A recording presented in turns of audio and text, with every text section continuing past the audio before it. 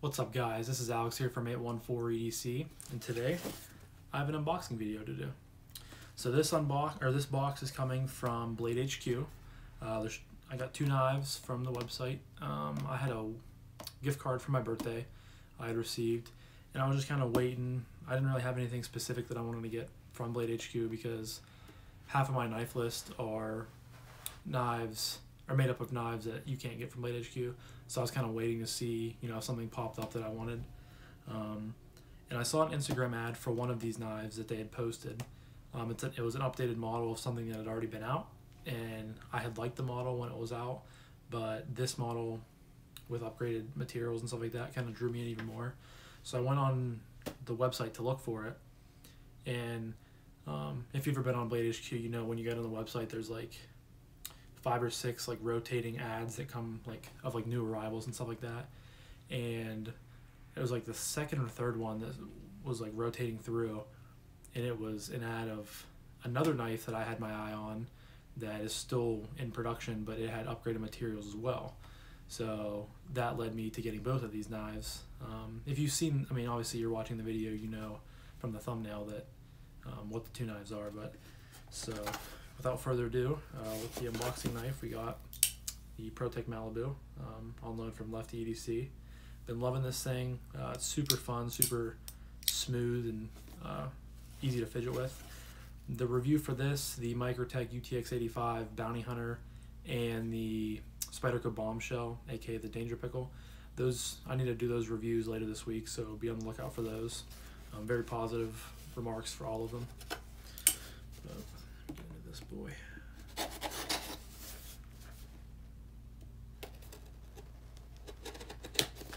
I've never had either of these two, but like I said, they've both kind of been, I've been looking for them for a while. They're two sort of budget options, but these ones have, like I said, upgraded materials and stuff like that. And it is a packing peanut. Just kidding, guys. I'm just gonna dump these on my floor. I'll pick those up later. I really put a lot of those in here. Alright, so there's one box.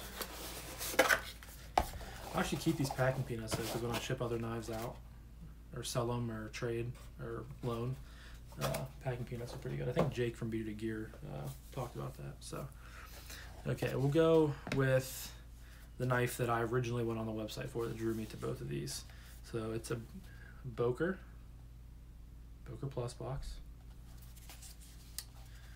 Right there.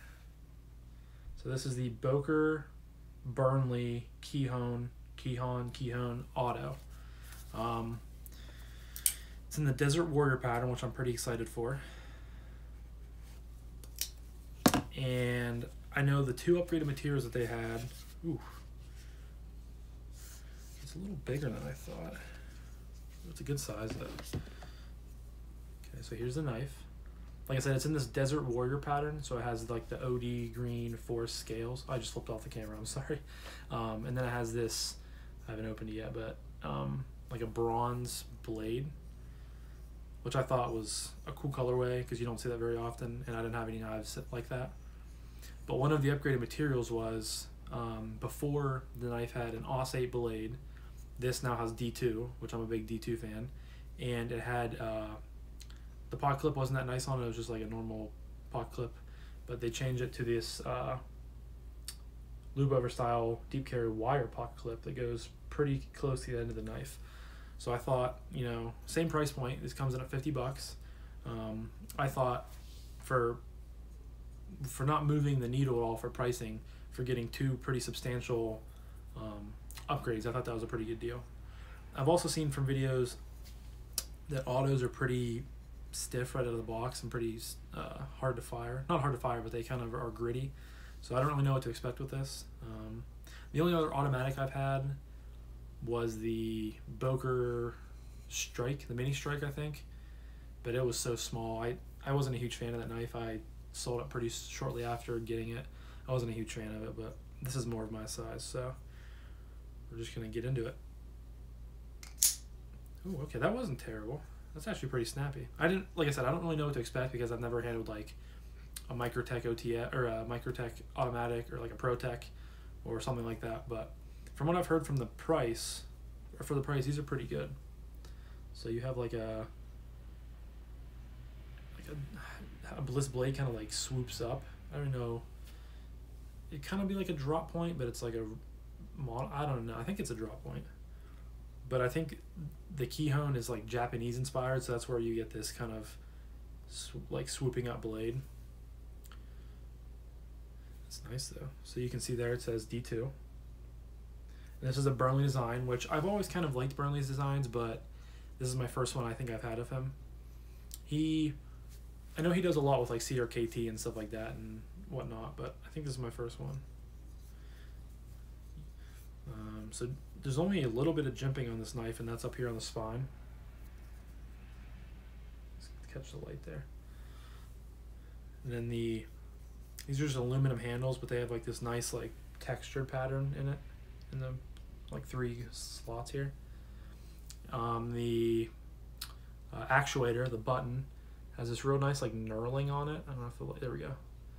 It's really nice and textured, pretty comfortable.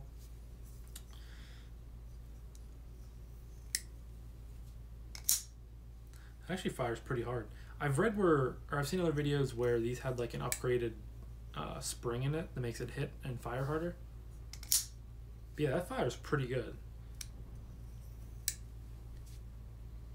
Blade centering's not dead on. It's a little bit to the one side, but I always struggle with doing this angle. Yeah, it's pretty close, but it's not dead on. But I don't know how accurate that is with autos. But I mean, first impressions of like ergonomics and stuff like that, it's pretty good. Easily a 4-finger knife. It's very neutral. It's like right off the bat, it's pretty comfortable. Blade edge. Yeah, it seems pretty sharp. I love that. To me, kind of one of the reasons why this drew me into is because I'm a big fan of the Rec edition of like the PM2, the Pair 3 if you get your hands on it, because it's like such a hot commodity on the secondary nowadays, and the Little Native. But those have like the PVD, flat dark earth, and the green scales. Now this isn't near that accurately, obviously, but it kind of gives off the same vibe. And that's just, I figured that was a good way of kind of joining that, getting something in that colorway at a cheaper price point. And for 50 bucks, this seems very well made. Like I said, it fires very good. Blade lockup. There's a little bit of blade play, just a little bit, but I can maybe adjust the pivot on that and see if that tightens it up. But yeah, guys, overall, I think this is a good, good purchase. Oh, button got stuck. There we go. Yeah, I'll just have to sit and play with this and stuff like that, and it'll probably break in a little bit, because plus I'm in Pennsylvania, and it's like, I don't know, 25, 30 degrees out. And it's been in shipment and stuff like that for the last 5 days, so see. Sorry guys, I'm using my phone to record this, and I got some spam call, so it like screwed up all my filming, so I'm gonna cut this together. But yeah, that is the Boker Burnley Kihon Auto in D2. So I'll use this, put the Malibu aside for now, and I will use this to open the second box, which is a CJRB. And does it say it on here at all? On the side here, it just says their Instagram handle, and then it just has the barcode, but it doesn't say what knife it is. So this actually, I don't have to use any knife at all, so I'll put this away. Okay,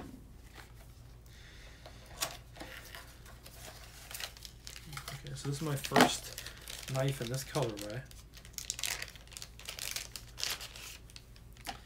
And here we have the CJRB small Feldspar, and this is the BladeHQ exclusive. The Boker, the Kihon is also a BladeHQ exclusive. I think I forgot to say that. So both of these are exclusive to BladeHQ, and this is the upgraded model with the S35VN, which is pretty cool. So you have all black hardware. You have a black DLC coated blade. You have black pivots. You have a black loop over style deep carry pocket clip, which goes to the butt end of the knife. And then you also have black liners too, which is pretty cool. It's not something you see all the time when you have DLC coated like blades and parts and stuff like that, so that's cool. And then, like I said, you have the Jade G10 scales. This, I've been thinking about getting a small Feldspar for a while because I know they've been pretty popular with being like a $35-ish knife, and you get a lot of good materials for that. I actually had one in my Amazon cart.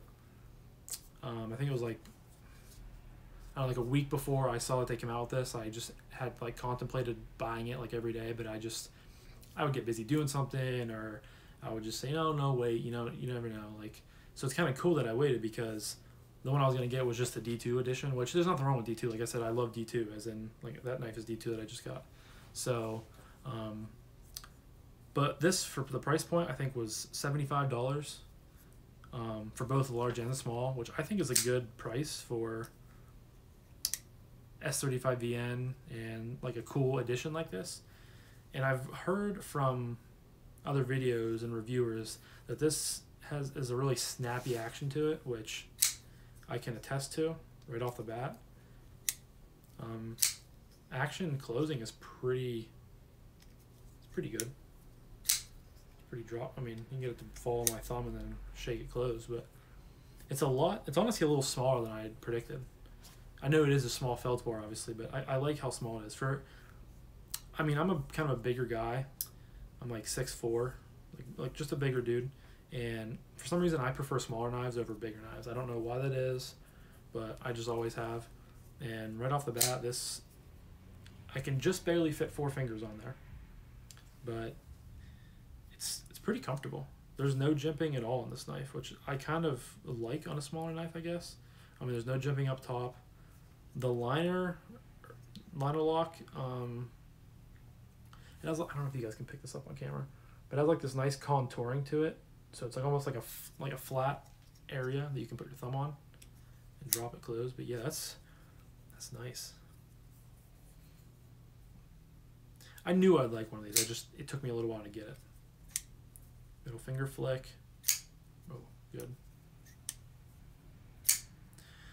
So I feel like there's a lot of hate on the G10 or the Jade G10 scales, because like I remember one video I was watching of Kevin over at Lefty EDC, he like ranted and said how he hated Jade G10. He's like, don't ever send me a knife with Jade G10 and stuff like that. But I personally don't mind it. I think it looks really good with this black hardware and everything like that. But one of the reasons why I got it, for one, I've never experienced before. For two, I think it looks pretty cool. And for three, you can rit dye it really easy. So down the road, I might decide to rit dye this red and have like a cool red and black combo. Or you can really do any color with this, which is nice because it's adaptive to any color. So yeah, overall, I'm pretty happy with both of these right out of the box. Obviously, time will tell once I get them in pocket and start carrying them and stuff like that. So, but yeah, I like how like it's a pretty slim little design. I just think it looks really cool. I've always liked the design of the blade and everything like that. So I'm glad I finally got one in hand and finally I get to experience one, especially one with an upgraded steel. Blade thickness behind the edge on this one's pretty good. Seems like it's a pretty thin edge. And then that blade thickness on the Kihon, it's a little bit thicker, but we'll just see how this cuts and stuff like that. I have another unboxing to film. I actually got another knife in that I don't know if these will go up the same day or not, but this will probably go up tonight, and then the next box will probably go up in the morning. But I'll use both of these right away to see. Maybe I'll take down some boxes with them too, put them to work right away. But yeah, so that'll kind of conclude today's video, guys. The knives I got are the CJRB, excuse me, Feldspar in S35VN and JG10, and the Boker Burnley Kihon Auto with D2 steel. And these are both BladeHQ exclusives. Both, I think, good price markings for what you get for them and stuff like that. So yeah, I'm I'm looking forward to getting these in pocket and just carrying them and using them and stuff like that. So yeah, I'll quit rambling now, guys. So thanks for stopping in, and I'll talk to you guys in the next one. Peace.